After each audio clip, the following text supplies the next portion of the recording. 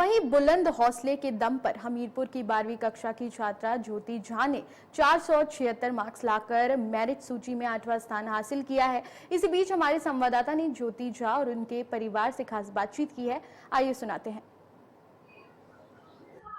नमस्कार, स्वागत है आपका इंडिया न्यूज में। आज हम आपको गर्ल्स स्कूल हमीरपुर में लेके आए हैं, जहां बिहार की रहने वाली एक हमीरपुर में जो है बिहार से रहते हैं और इस लड़की ने जो है और जो इसके पिता है वो एक कारपेंटर का काम करते हैं और दिहाड़ी मजदूरी करते हैं। तो इस लड़की ने जो है पूरे प्रदेश में जो है 8वां स्थान हासिल किया है और ये बिहार की रहने वाली है। आइए इनसे बात करते हैं, किस तरह से पढ़ाई करती थी, क्या रहता था, उसके बारे में जानकारी लेते हैं। पहले ज्योति झा जी, आपका स्वागत है इंडिया न्यूज में। Thank you.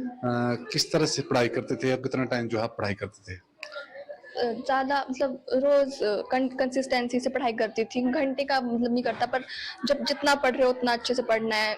तब ऐसे नहीं पूरे दिन पढ़ना है, पर जब आप पढ़ रहे हो तो मतलब पूरे कंसंट्रेशन से पढ़ना है और बस जितना आप थोड़ा रहोगे अपने सिलेबस के साथ उतना सही रहेगा। अगर हम बात करें, हेल्प रहती है, टीचरों की कितनी हेल्प और घर में आपको कितनी हेल्प रहती थी? क्योंकि होता है कि स्कूल में तो बच्चा पढ़ता है पर घर में टाइम नहीं लगता, जो एक होता है कि नॉर्मल परिवार में। क्या देखते हैं? नहीं, घर में तो बस मेरे पेरेंट्स बस ये चाहते कि मैं अच्छे से पढूं। मुझे किसी काम के लिए नहीं बोल जाता कि आप ये करो ये या फिर वो करो। बस मेरे स्टडीज पे ध्यान फोकस करने को बोलते हैं। और पेरेंट्स और टीचर्स ने भी मुझे बहुत अच्छा मतलब एनवायरनमेंट दिया था पढ़ने के लिए, ताकि मतलब इधर उधर की चीजें नहीं है यहाँ पे, मतलब डिसिप्लिन का ध्यान रखना।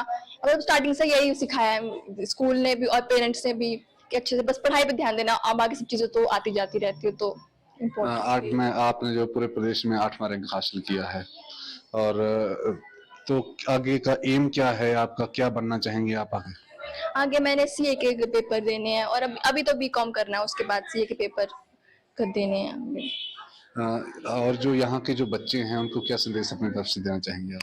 हाँ, यही कि मतलब वो एंजाइटी और स्ट्रेस भी बहुत होता है आजकल बच्चों को, तो वो नहीं करना। मतलब बोर्ड्स हैं पर मतलब पढ़ना है, पर ये नहीं कि क्या हो जाएगा रिजल्ट, अगर ऐसा हुआ तो फेल हो गए तो क्या होगा। क्योंकि लास्ट में अगर हम अच्छे से पढ़ रहे हो तो रिजल्ट कभी भी ऐसा नहीं है कि आप फेल हो जाओगे। अगर आपने अच्छे से पढ़ा है तो बस अपना बेस्ट देना है और डिप्रेस नहीं होना है। आजकल डिप्रेशन और मेंटल हेल्थ पे बहुत ज्यादा बोलते हैं कि बहुत स्कूल लाइफ बहुत वो होगी है कि आपको हमेशा से बोलते हैं कि पढ़ो पढ़ो पढ़ो, पर ऐसा नहीं है। अपने आप को वो रखना है कि जो भी बैलेंस करना खुद समझना पड़ेगा। हम बड़े हो गए, ये नहीं है कि पेरेंट्स या टीचर्स बोल रहे हैं तो ही हम पढ़ेंगे। तो खुद पढ़ना है जब आपके पास टाइम हो, और साथ में अपने बाकी एक्टिविटीज पे भी ध्यान देना, ताकि आपका जो माइंड है वो भी लाइट रहे और आप डिप्रेस्ड या फिर एंजाइटी के वो उसमें ना जाए। Mental health. धन्यवाद आप। हमारे साथ जो है गर्ल्स स्कूल के जो प्रिंसिपल हैं मैम, उनसे भी बात करेंगे। मैम, किस तरह का रिस्पांस था बच्ची का? ये सर हमारे लिए गर्ल्स स्कूल के लिए बहुत गर्व का विषय है कि हमारे स्कूल की बच्ची 8th पोजीशन हासिल की है इसने पूरे बोर्ड में, कॉमर्स स्ट्रीम में।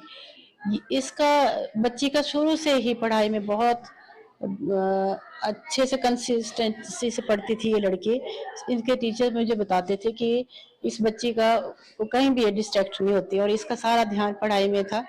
और जो इसके टीचर हैं वो भी बहुत हार्ड वर्किंग स्टाफ है मेरा, उन्होंने भी इसको पढ़ाने में बहुत मदद की। और इस बच्ची ने बताया कि उसके घर का माहौल भी उनकी माँ ने बहुत अच्छा दिया है, इनसे कोई काम नहीं करता। हालांकि इसके पापा पेंटर हैं, वो खुद बहुत मेहनत करते हैं, लेकिन बच्चे के लिए उन्होंने पूरा टाइम डिवोट किया। और हमने भी एक्स्ट्रा क्लासेस लेके बच्चों को मोटिवेट किया कि आप आगे अपनी जिंदगी में अच्छे से मतलब अपना गोल अचीव करें। धन्यवाद। अगर बात करें, जैसे होता है कि बच्चा घर में है, क्या मोबाइल के माध्यम से भी कभी हुआ कि हाँ मैम ये मुझे प्रश्न नहीं आ रहा है, इसके बारे में ऐसा कुछ पूछा हो?